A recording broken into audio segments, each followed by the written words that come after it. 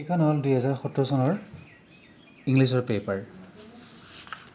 তো এইটো হ'ল ৰিডিং স্কিল কুৱেশ্যন নম্বৰ 1। তো এইটো হ'ল passage.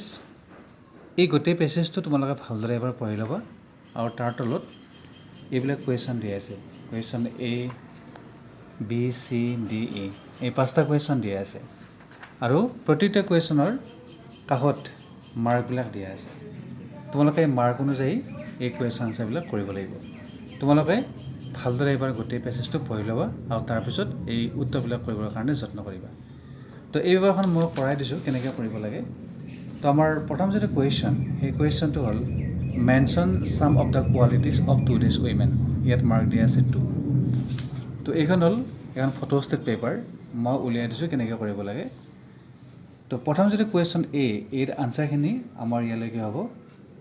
Today's woman is a highly self-directed person, allied to the sense of her dignity and the importance of her functions in the private domestic domain and the public domain of the world of work.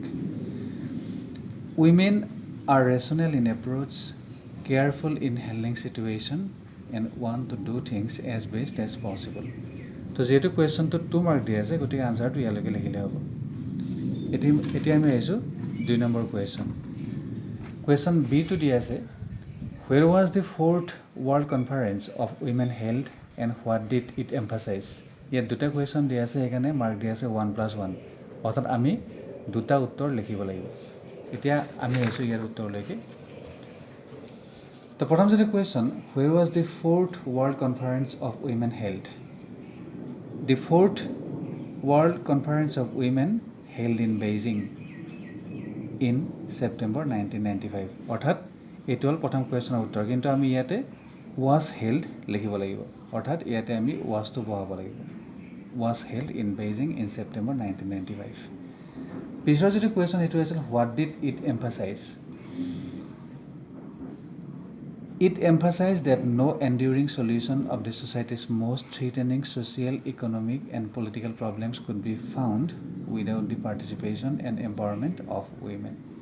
তো ইয়াতে কেৱল আমি কি কৰিব লাগিব, ইটটো লগাই দিব লাগিব। অৰ্থাৎ ইট এমফাচাইজড, তাৰ পৰা ইয়ালৈকে লিখিব লাগিব। তেতিয়া আমাৰ দুটা কুৱেশ্যন আনচাৰ ওলাই যাব।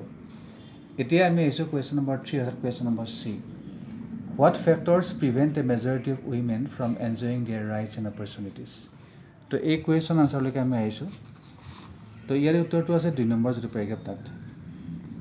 Because of oppressive traditions, superstitions, exploitation and corruption, a majority of women are not allowed to enjoy the rights and opportunities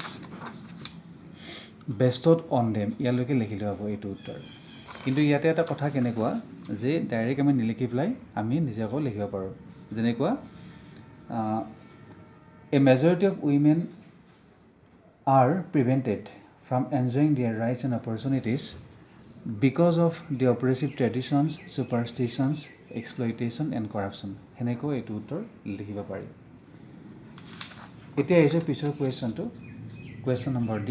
question number Dটো আছে what can education do for the cause of women. তো ইয়াৰ উত্তৰটো সেইটো পেৰাগ্ৰাফতে পোৱা যাব।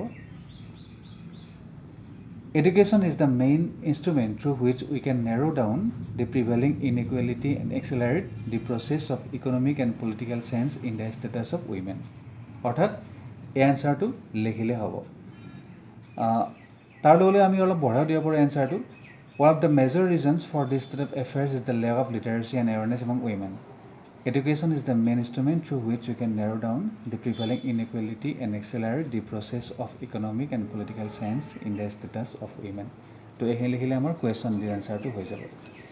এতিয়া আমি আহিছোঁ শেষৰ কুৱেশ্যনটো, অৰ্থাৎ question number E। What is the observation of world bank on girl education? ইয়াতো 2 মাৰ্ক দিয়া আছে। তো ইয়াৰ যিটো উত্তৰ, এই উত্তৰটো আমাৰ শেষৰ পেৰাগ্ৰাফটোত আছে। তো শেষৰ পেৰাগ্ৰাফটোত মই দেখুৱাই দিছোঁ।